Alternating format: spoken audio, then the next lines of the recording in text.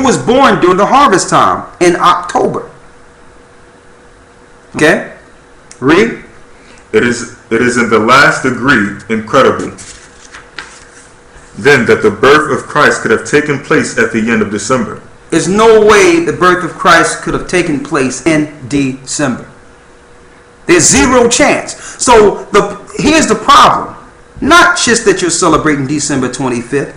You're celebrating in a month in which Christ could not have been born in at all. You chose a month in which he couldn't have been born in to celebrate his birthday.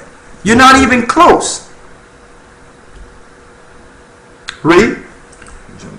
Jump down and so we can go into the reason. Go ahead. Indeed, it is admitted by the most learned and candid writers of all parties. It's admitted by major scholars. Go ahead. That the date of our Lord's birth cannot be determined, and that within the Christian church, no such festival as Christmas was ever heard of. No such thing of Christmas was ever heard of in the Christian church. Read. Till the 3rd century. Until the 3rd century. Which really, they talked about inside the 4th century, around 325, with Constantine and the Council of Nicaea. So there was no such thing as Christmas before the early 4th century. Read. And that not till the 4th century. And not until the 4th century, read. Was far advanced did it gain much observance. Did it gain much observance. So you mean to tell me they didn't know when Christ was born until 400 years after his birth?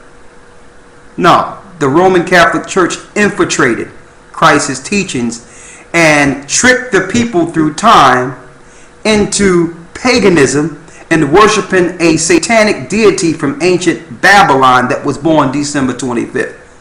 That's what happened. Go ahead.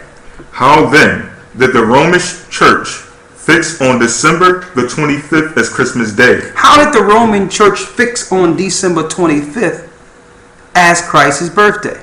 Read. Why thus? Why this? Long before the 4th century, and long before the Christian era itself. Long before the 4th century, and long before Christ's era, read. A festival was celebrated among the heathen. Hold up now. A festival was celebrated amongst the heathen, the Gentiles. What is this festival?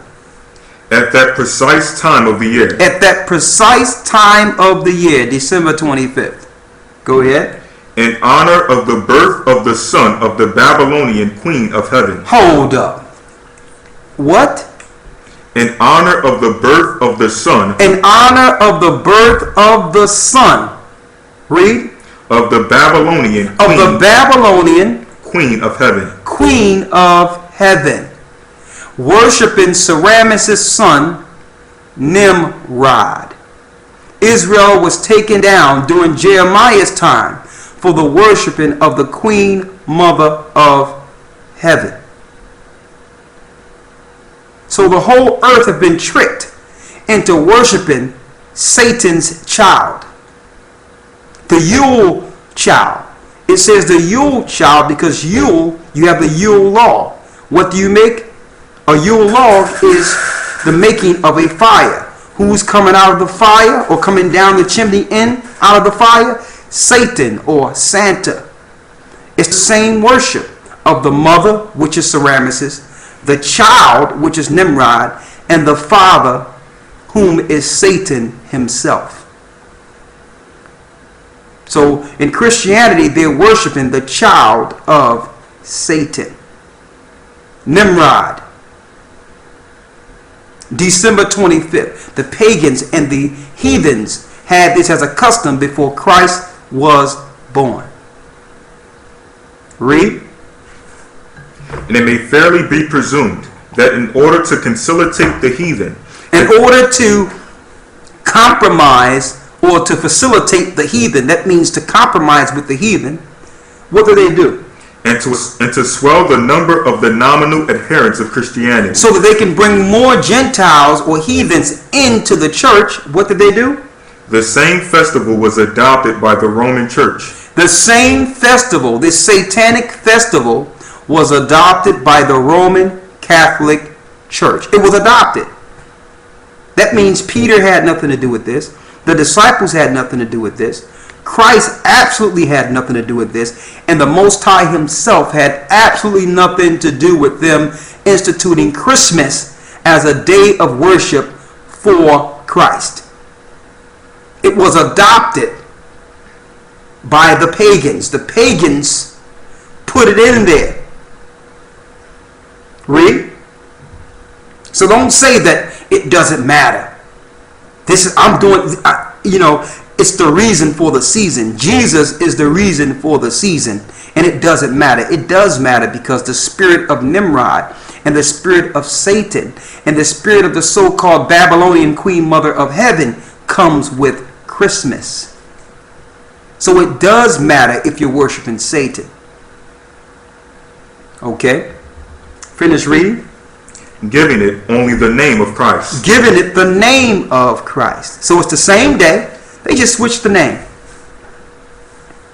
Go ahead. This tendency on the part of Christians to meet paganism halfway.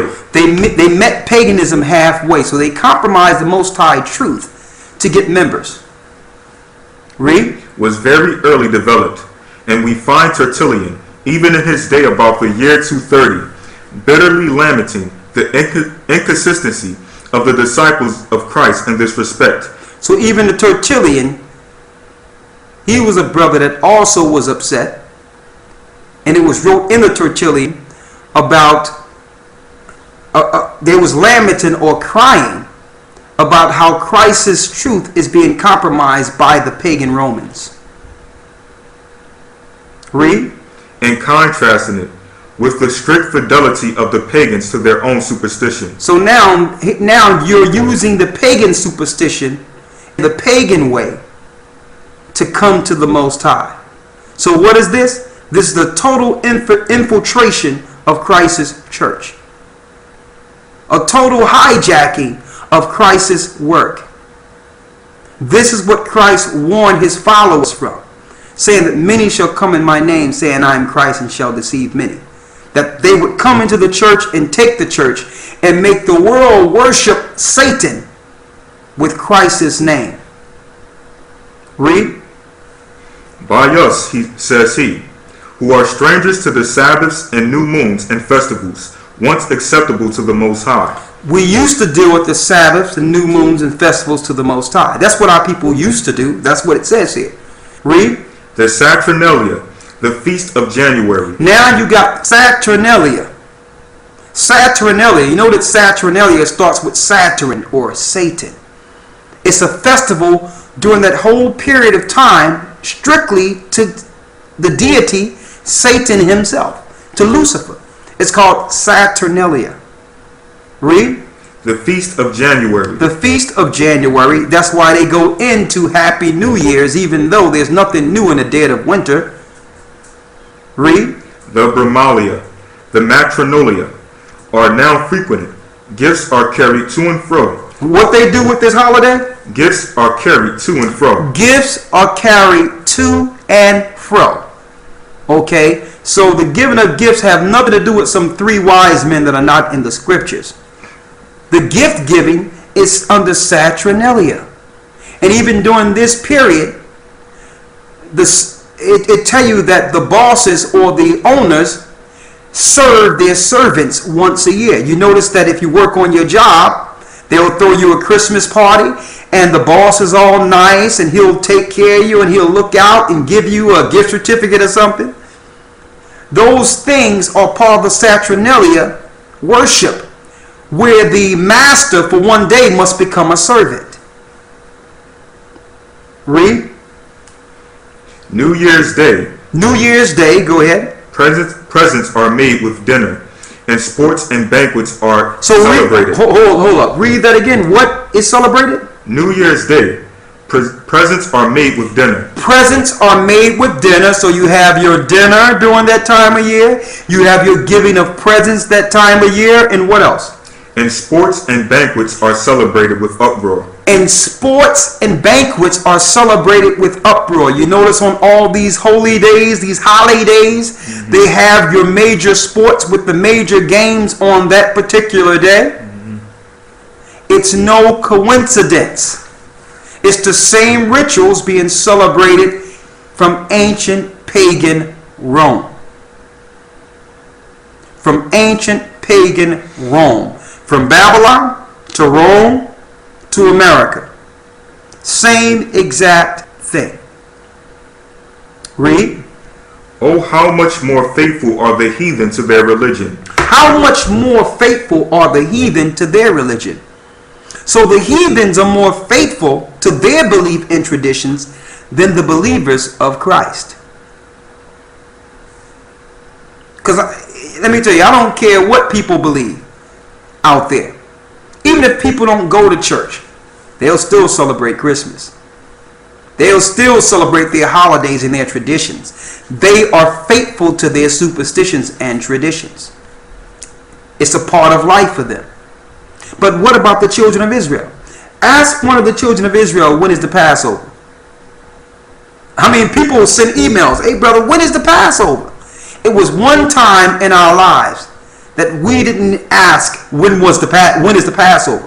We don't have to ask you, when is Christmas? We don't have to ask you, when is New Year? Okay? The pagans have overtaken the earth. Satan worshippers have made pagan worship a part of our natural life and tradition. Okay? It's to the point where now you hear the song and you know the song by heart and it's just in your head and you're bobbing and weaving with the song. Satan songs.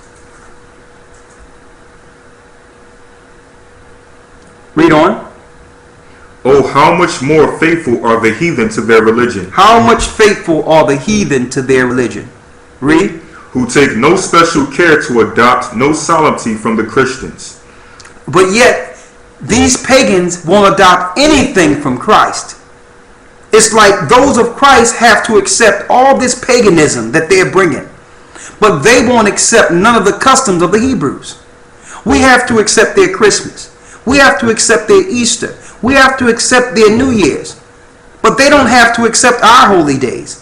They don't have to accept our Sabbath. They can actually eat whatever they want to eat. They don't have to accept anything from us. So really, who did the compromising?